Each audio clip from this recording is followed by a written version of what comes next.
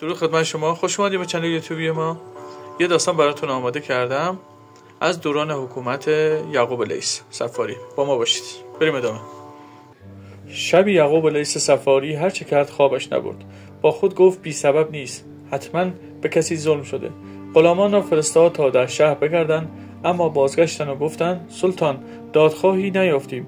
دل یعقوب آرام نگشت، لباس مبدل پوشید و تنها به دل تاریکی زد. در پشت قصر صدای ناله مردی را شنید که می گفت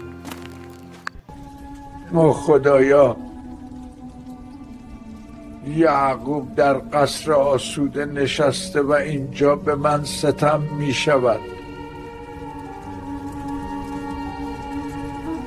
یعقوب نزدیک رفت و گفت من یعقوبم، بگو چه شده؟ مرد لرزان پاسخ داد یکی از خواص تو شبی نیست که به خانه‌ام نیاید و به زور زنم را آزار ندهد. یعقوب گفت شب بعد که آمد مرا خبر کن.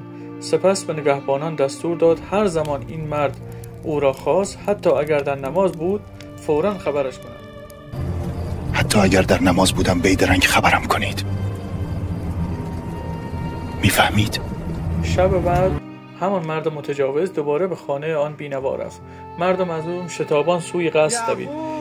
یعقوب بیدرنگ با شمشیر برهنه روانه شد. هنوز به خانه نرسیده بود که صدای خنده و عیش مرد را شنید. فرمان داد چراغ‌ها و آتشدان را خاموش کنند. در تاریکی بیدرنگ ظالم را به سزای کارش رساند. سپس گفت چراغ را روشن کنید. به چهره کشته شده نگاه کرد.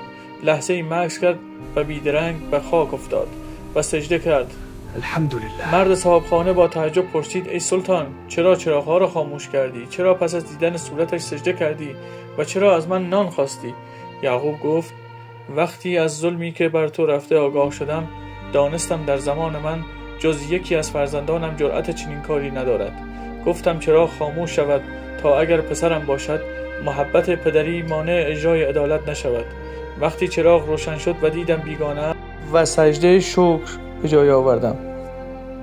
و اما نان، از لحظه ای که شنیدم چنین ستمی در سرزمینم رخ داده است، با پروردگار عهد بستم چیزی نخورم تا حق تو را بستانم. اکنون که عدالت اجرا شد می توانم لقمه این نان بخورم. نتیجه: گر به دولت برسی مست نگردی مردی، گر به ذلت برسی پست نگردی مردی. مردان است که در برابر ظلم بیدرنگ بایستد، چه بر مال باشد چه بر ناموس چه بر جان مردم.